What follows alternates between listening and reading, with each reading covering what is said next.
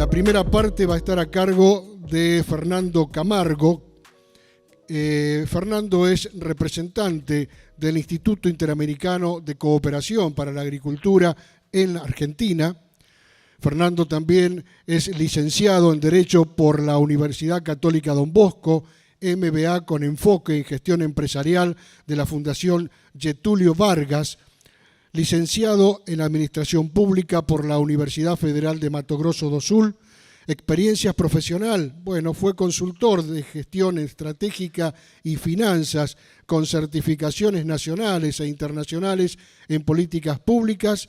Ocupó varios cargos destacados en la administración pública brasileña, como auditor y secretario de Gestión de Recursos Humanos, Presupuesto y Finanzas del Tribunal Federal de Cuentas de Brasil. También se desempeñó como director general de la Corte Suprema de Justicia de Brasil y secretario de Innovación.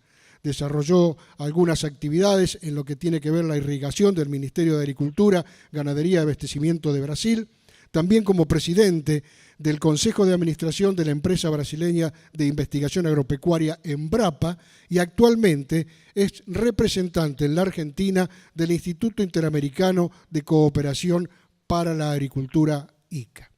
Fernando Silveira Camargo.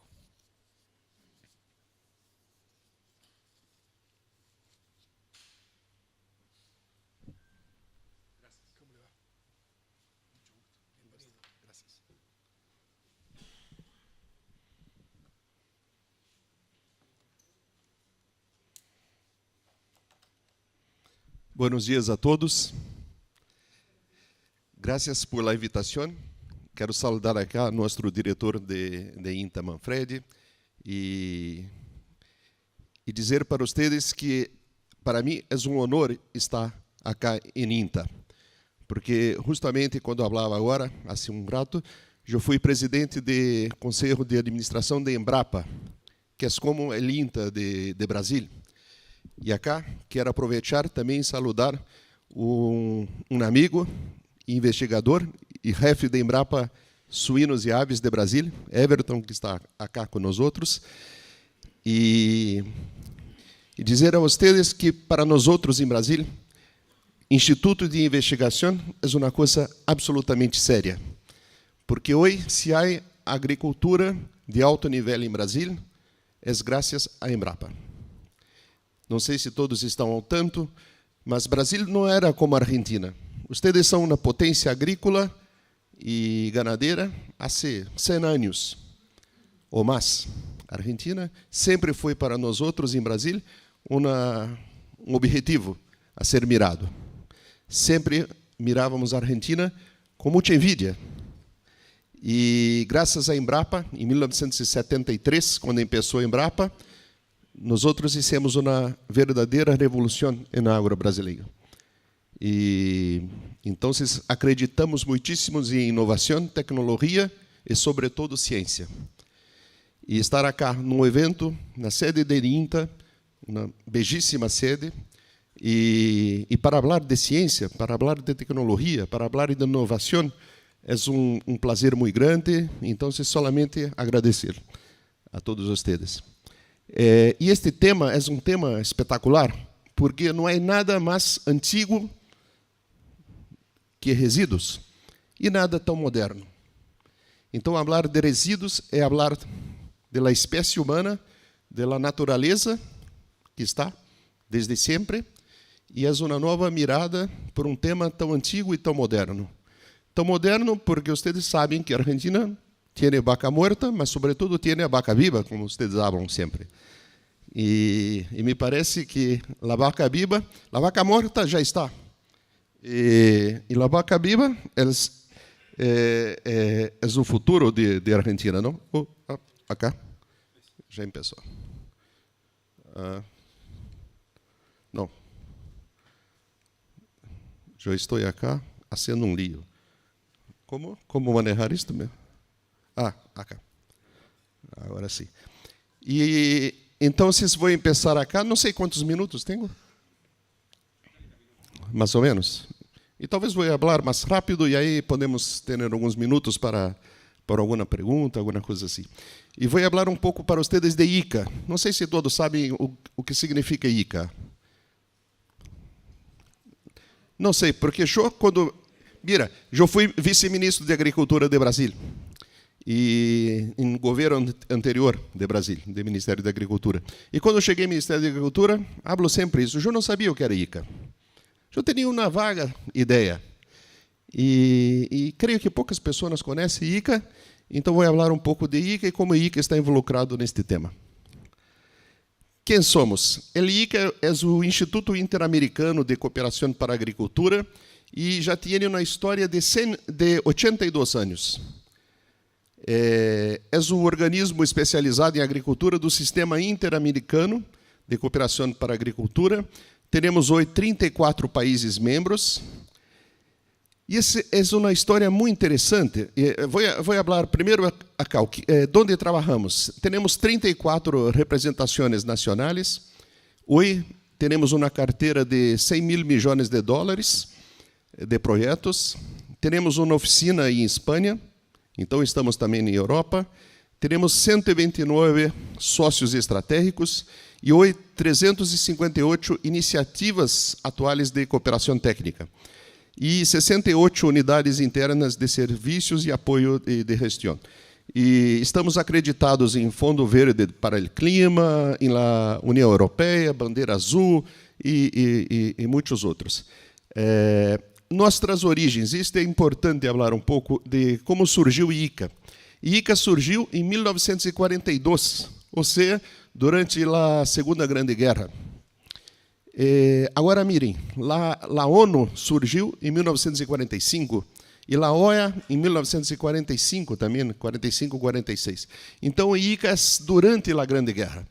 E como surgiu o ICA? Isto foi uma ideia de um norte-americano chamado Henry Wallace. Algum de vocês já escutou este nome? Eu não havia escutado também. E depois fui investigar um pouco mais sobre Henry Wallace, e era um visionário.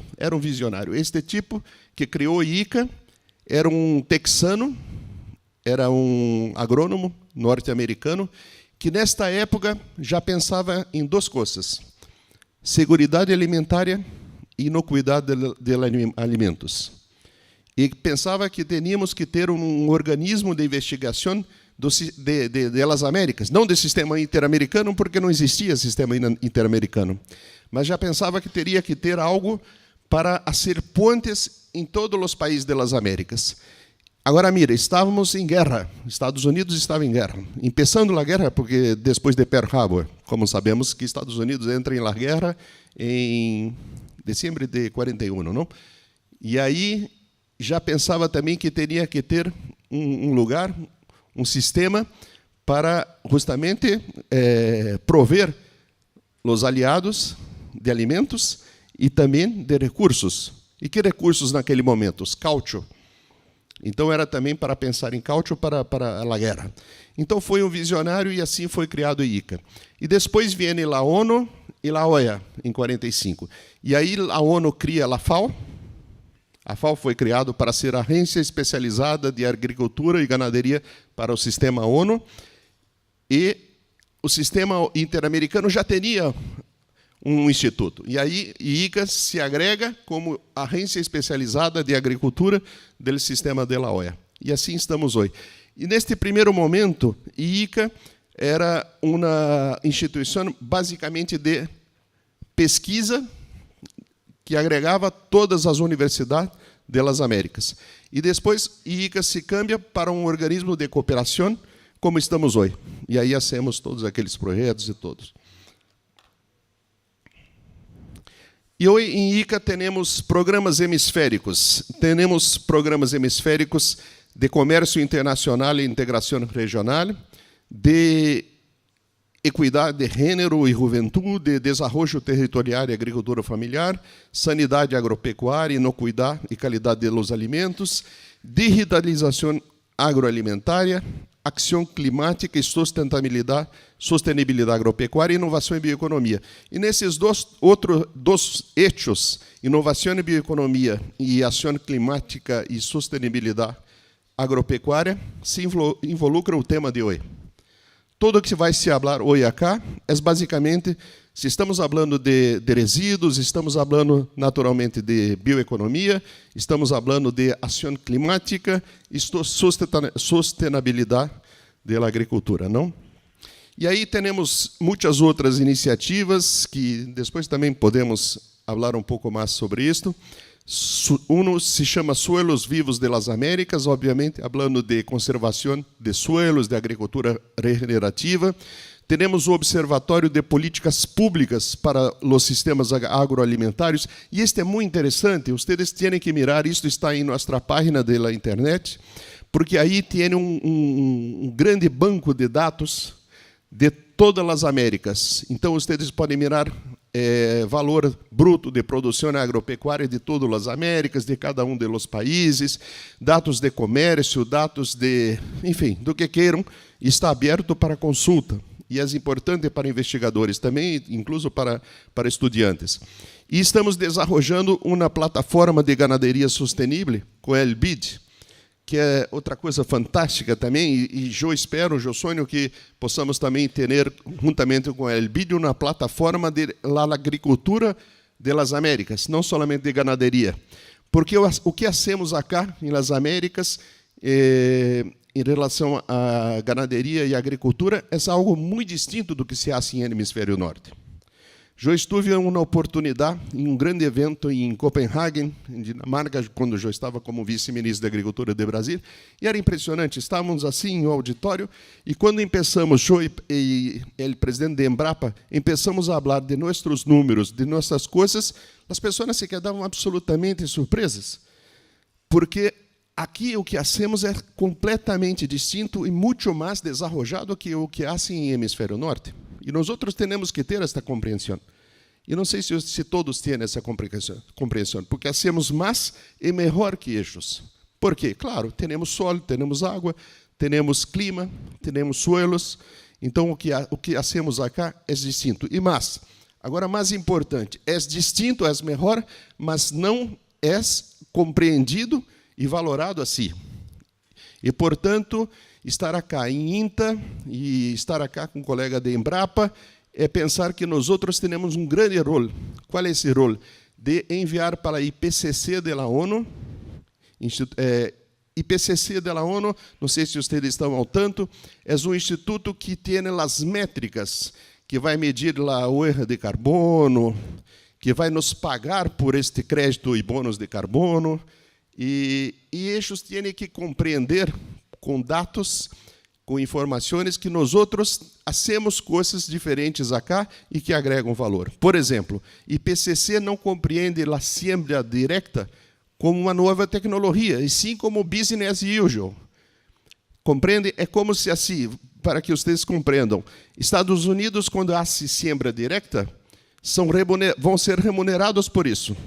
Argentina e Brasil, que há siembra direta há muito, não vão ser remunerados por isso. Esse é um outro grande tema, enfim, não vou falar sobre isso, que poderia falar horas sobre esse assunto acá. Bem, este é o programa Hemisféricos de ICA, são todos estes 7 programas. E para a ICA, a bioeconomia é uma grande estratégia. Então, para nós outros, é clave, e basicamente é segurança alimentar e nutricional, é redução da pobreza e da desigualdade, é proteção do meio ambiente e da biodiversidade, é crescimento econômico. Então é todo. O que estamos falando hoje aqui é absolutamente clave. E naturalmente temos vários programas que trabalham com esse tema de gestão de resíduos agropecuários. E para a ICA, os recursos naturais são compreendidos como ativos estratégicos. Então, se temos a crença que há uma demanda crescente de alimentos e fibras e energia e bioprodutos, necessitamos de uma diversificação da matriz produtiva. Há vantagens comparativas para países como Argentina, Brasil, Uruguai, Paraguai, países do Mercosul. Há muitíssimas oportunidades para inovação. Ayer, durante uma cena, falávamos sobre o tema de biogás, por exemplo, não? Que está hoje se desarrollando muitíssimo em Brasília, acá, e biogás de subprodutos como vinhaça, sobre todos os resíduos pecuários que estamos falando aqui hoje. Há uma oportunidade espetacular para isto. Agora, o mais importante, vamos fazer isto sem subsídio.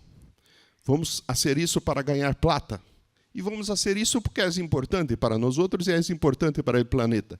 Porque em Alemanha, por exemplo, tive a oportunidade de ir à Alemanha e visitar várias plantas de biogás, é todo com subsídio, todo com plata de governo. E para nós outros, não. Para nós outros, é uma oportunidade.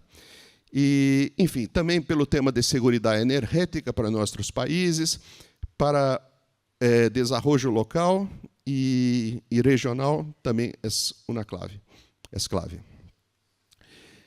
Então, existe uma variedade de métodos e processos que permitem valorar, e aí me parece que vocês sabem de tudo isso, não sei se estou falando acá para convertidos e especialistas, mas é claro, teremos oportunidade para a produção de biofertilizantes, fazer biocompostagem, produção de biogás, como eu falava, biorefinerias, digestão anaeróbica, hidrólisis, mi portunhol está terrível, não? Fermentação, pirólise, uso de resíduos em alimentação animal e produção de bioprodutos. Enfim, há uma infinidade de coisas e outras mais que certamente hoje vamos estar discutindo e falando aqui. Outro tema importante é o tema de certificações. A gestão de recursos biológicos e naturais também pode beneficiar-se das certificações cada vez mais requeridas, porque não se pode, é importante certificar. Se hacemos as coisas bem, teremos que ter certificações para que nos reconozcam sobre isto.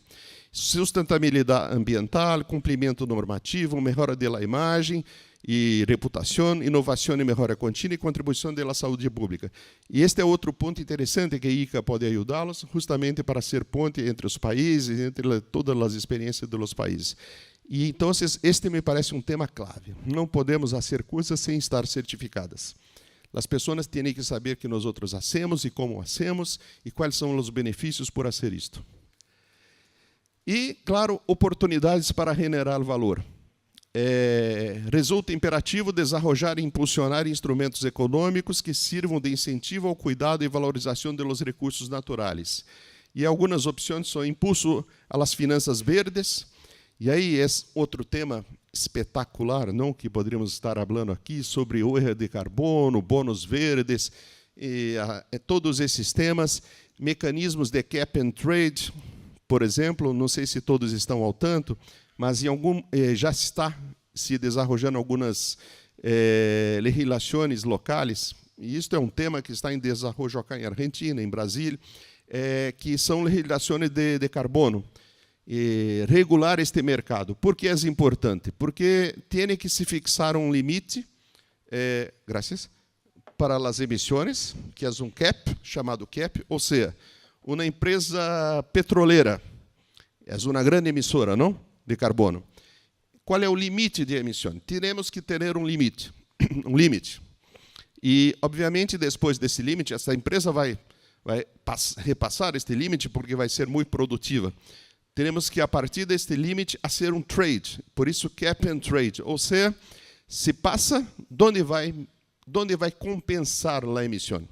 Estivemos na semana passada em Neuquén, falando com as petroleiras, e justamente levando esta opção. Mira, e eu falava para estes empresários de Neuquén. Hoje, que eu conozca, só há uma máquina no mundo que captura carbono. E esta máquina, hecha por seres humanos, está em Islândia. É uma máquina mais grande que este auditório acá. E esta máquina existe, é caríssima e sim, captura carbono.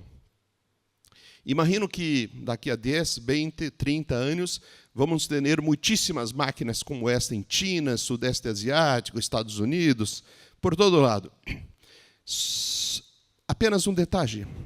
Há uma outra máquina que existe desde sempre, que são as árvores, são as pastagens, é a agricultura.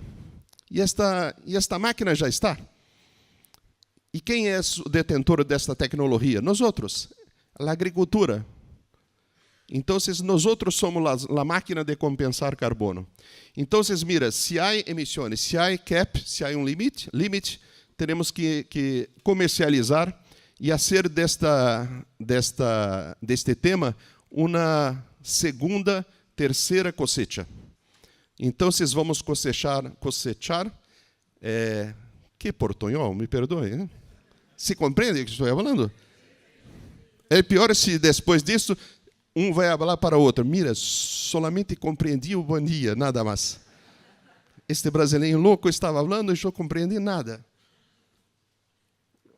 Então, vamos fazer uma cosecha aqui em Córdoba, de maíz, de soja, de trigo, de cevada e de carbono. E esta vai ser uma segunda e terceira cosecha. Então, isto para mim é uma oportunidade fantástica.